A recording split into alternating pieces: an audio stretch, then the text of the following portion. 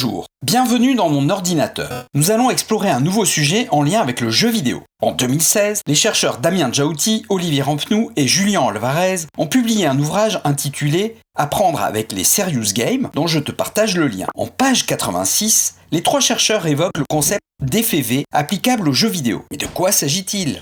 L'effet V nous vient du théâtre et plus précisément de Bertolt Brecht qui a théorisé le concept dans les années 1920. Il emploie le terme de Verfremdungseffekt que l'on peut traduire en français par effet d'étrangeté. Oui, machine. Effet V, c'est bien plus simple à prononcer que Verfremdungseffekt. Alors, concrètement, l'effet V consiste à rompre l'illusion du théâtre pour ramener le public à son état de spectateur. Cela se produit lorsqu'un acteur ou une actrice interpelle directement le public durant la pièce en lui posant par exemple une question du type « Vous avez bien du courage pour être venu voir un tel navet ». Ce phénomène cherche à surprendre le public pour le faire réagir au mieux ou voire le faire réfléchir sur une question posée. Dans le domaine du cinéma, on retrouve également ce procédé avec des films comme Deadpool, dont le héros interpelle régulièrement le spectateur pour lui faire part de ses réflexions, ses ressentis, voire même sur le script du film. Cela consiste à briser ce mur invisible qui sépare le monde de la fiction du monde réel. Oui, machine.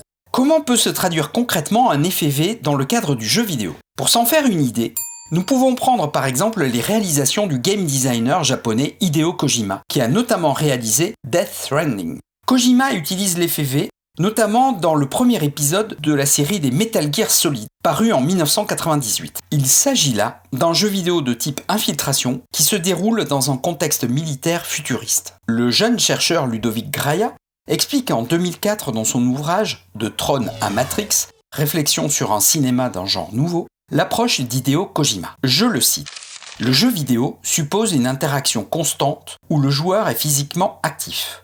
Kojima a tenté d'exploiter cet état de réception du joueur pour l'intégrer à sa narration. Jusqu'alors, les jeux vidéo tentaient de s'affranchir de la réalité du joueur. Kojima va faire l'inverse et rappeler au joueur qu'il a affaire à une machine. Vers le début de MGS, alors que votre personnage évolue dans un couloir, un de vos mentors vous répète à l'envi. Dans la pièce où tu te trouves, il y a une boîte, et au dos de cette boîte, le code que tu cherches. Bien évidemment, le joueur va faire aller son personnage dans tous les coins pour trouver cette fameuse boîte et ne la trouve pas. Le fameux code est inscrit au dos du boîtier du jeu, et ce boîtier est dans la pièce où se trouve le joueur, c'est-à-dire dans son propre salon. Cette séquence va provoquer le déclic d'une nouvelle forme de communication entre le joueur et le jeu. Désormais, il se sait impliqué autant en tant que joueur, chez lui, qu'en tant que personnage dans le jeu.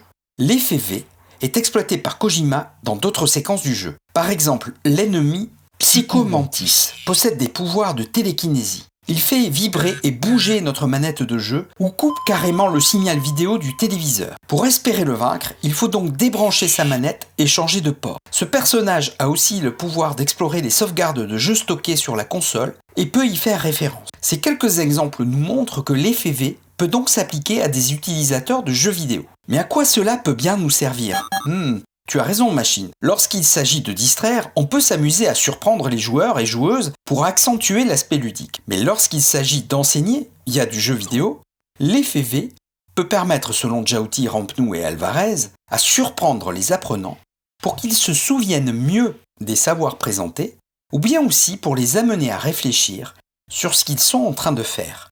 C'est ce qu'on appelle de la distanciation dans le domaine de la pédagogie. Je t'ai présenté l'effet V de Bertolt Brecht que Djaouti, Rampenou et Alvarez exploitent dans le cadre du jeu vidéo pour favoriser les apprentissages. Mais il nous resterait plein d'autres aspects à explorer en lien avec l'effet V appliqué aux jeux vidéo. Nous aborderons éventuellement ce sujet une fois prochaine si tu es intéressé. En attendant, si toi aussi tu as repéré des effets V dans des jeux vidéo, merci de les partager en commentaire. Il est temps maintenant de nous dire Game Over et à bientôt pour un Play Again.